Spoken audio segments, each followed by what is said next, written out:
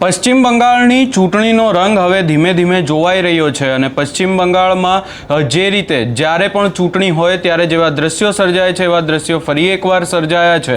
અનેક જગ્યાએ કાર્યકર્તાઓ વચ્ચે બબાલ થઈ છે, ઈવીએમમાં પણ ખામી સર્જાઈ છે અને એની સાથે સાથે એક જગ્યાએ તો બોમ્બ પણ ફેંકવામાં આવ્યો છે। શું છે સમગ્ર મામલો એની વિગતે ચર્ચા કરીશું। નમસ્કાર, હું છું ઉજ્જવલ અને આપ જોઈ રહ્યા છો નિર્ભય ન્યૂઝ। ભારતમાં હાલ જો વાત કરવા જઈએ તો તમિલનાડુ અને પશ્ચિમ બંગાળની જે ચૂંટણી છે એ ચર્ચાનો વિષય બની છે અને ખાસ કરી અને પશ્ચિમ બંગાળની ચૂંટણી ચર્ચાનો વિષય એટલા માટે બની છે કારણ કે પશ્ચિમ બંગાળમાં આપણે જોઈએ છીએ કે જ્યારે પણ ચૂંટણી હોય ત્યારે અનેક એવા દ્રશ્યો સામે આવતા હોય છે કે જ્યાં મારામારી કરવામાં આવતી હોય છે। ભાજપના અનેક નેતાઓના જે ગાડીના કાફલા હોય છે એની ઉપર હુમલો કરવામાં આવતો હોય છે અને હવે ફરી એકવાર પશ્ચિમ બંગાળમાં આજે ચૂંટણી માટે જે મતદાનનો પ્રથમ ચરણ મતદાન હાલ ચાલી રહ્યું છે। 152 સીટો ઉપર મતદાન થવાનું છે અને આ મતદાનનો પહેલો ચરણ જ ક્યાંક ને ક્યાંક હવે આખા બાબતમાં ગરમાવો આવ્યો છે। ખાસ કરી અને બંગાળમાં જે અનેક જગ્યાએ ટીએમસીના કાર્યકરો અને ભાજપના કાર્યકરો વચ્ચે ઘર્ષણના દ્રશ્યો સામે આવી રહ્યા છે। ઈવીએમમાં પણ ખામી સર્જાયા હોવાના અહેવાલો સામે આવી રહ્યા છે અને મુર્શિદાબાદના નોદામાં મતદાન પહેલા એક એવી ઘટના સામે આવી છે કે જે ઘટના ખરેખર આપણને મતદાન સમયે આવા દ્રશ્યો ક્યાંક ને ક્યાંક સામે આવે તો લોકો મતદાન પણ ન કરવા જાય અને લોકો ડરી જતા હોય છે એવો ક્યાંક ને ક્યાંક હાલ દ્રશ્યો સર્જાઈ રહ્યા છે। ખાસ કરી અને નોદાની ચર્ચા કરીએ તો નોદામાં મતદાન પહેલા દેશી બોમ્બ ફેંકવામાં આવ્યો છે અને ત્યારબાદ એ વિસ્તારમાં પણ ખળબળાટનો માહોલ છે। વધુ ચર્ચા કરીએ તો સિલિગુડીમાં ભાજપ અને ટીએમસીના કાર્યકરો વચ્ચે અથડામણ થઈ છે। માલદમાં ઈવીએમમાં ખામી સર્જાઈ હોવાનો પણ મામલો સામે આવ્યો છે। સૌપ્રથમ આજે તમામ દ્રશ્યો બંગાળમાંથી હાલ સામે આવી રહ્યા છે પશ્ચિમ બંગાળમાંથી, એ દ્રશ્યો ઉપર પણ નજર કરીએ।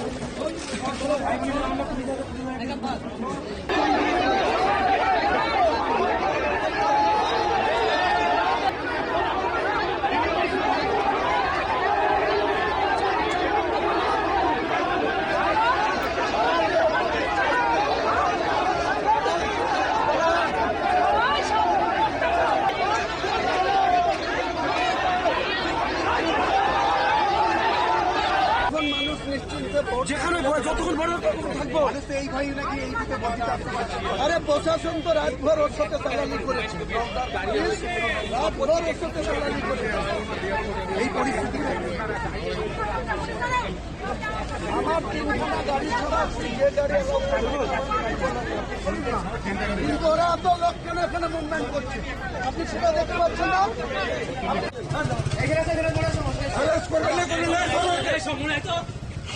আমাদের লোকজন কি করে চাকানি করছে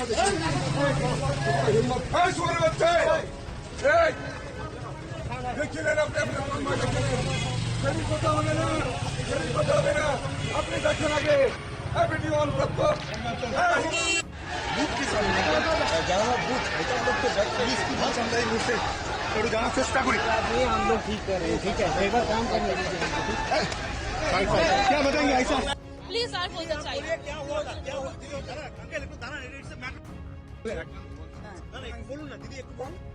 আমরা দুজন দিতে আসছি, আমার ভোট দিয়ে দিছি, এই যে আমার নিচ্ছে দিয়ে দিছি, তো বলে আমার মেয়ের ভোটে কে যেন নামে ভোট দিয়ে চলে গেছে। আমি বললাম এটা কিভাবে হলো, প্রথম ভোট আছে স্লিপও আছে, সবই আছে, তাও বলে দিয়ে গেছে, বলে আমরা কিছু করতে পারবো না। বাস। नहीं क्या গোপাল দাস, কাজল দাস। এখন কিছু কাকে জানাবো? হ্যাঁ জানাইছি। হ্যাঁ ওরা বলে এই যে কি যেন বলে, কি লিখে দিল ওরা? না না, আর একটা কি লিখে দিছিল না, ডিওলোর সঙ্গে কথা বলতে। হ্যাঁ বিওলো ফোন করলাম, ওনারাও গেল, বললো যে এখন আমাদের হাতে কিছু নাই। বাকি তো दादा दादा सर आपको क्या हुआ था आपके बेटी के साथ अभी तो पता सर क्या हुआ था मेरी बच्चे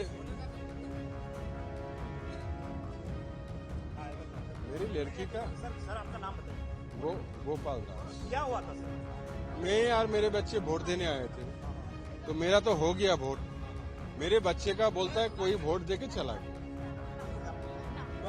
फिर मैंने आपका बेटी का वोट दूसरा किसी ने कैसे डाल दिया क्या पता चला अभी तो उन लोग को ही मालूम है ना, तो हमने जाके पूछा जे क्या दिया कि क्या, मेरे सामने तो आया है, तो बोला जे डीएलओ को फोन करो। डीएलओ को फोन किया, वो लोग बोला मेरे अंडर में नहीं है, हम लोग के अंडर में नहीं है।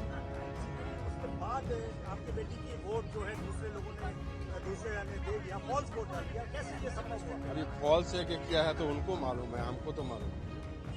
आप पहली बार वोट देने आए थे वोट नहीं दे पाए क्या कहेंगे मेरे को जो बोला था मैंने बोल दिया। अच्छा लग रहा है ये होना चाहिए था आपके साथ क्यों, किसके साथ होना चाहिए था ऐसा? आपको आपको वोट- क्या लगता है? हाँ वही ना पूछ रहा हूँ आपके साथ ऐसा होना चाहिए था नहीं होना चाहिए था, किसी और के साथ भी नहीं होना चाहिए। साइड दीजिए प्लीज।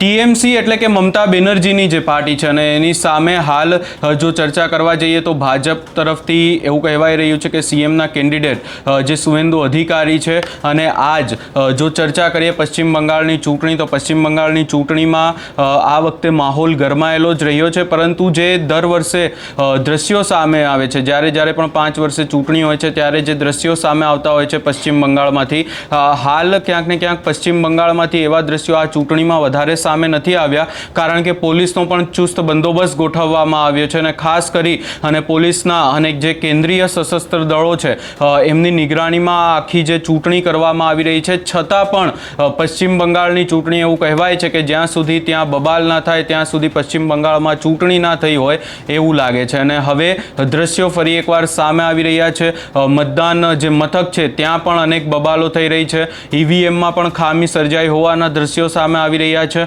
અને હવે ખાસ કરીને આ જે પહેલા ચરણનું મતદાન છે એને લઈ અને પશ્ચિમ બંગાળમાં માહોલ ગરમાઈ ગયો છે।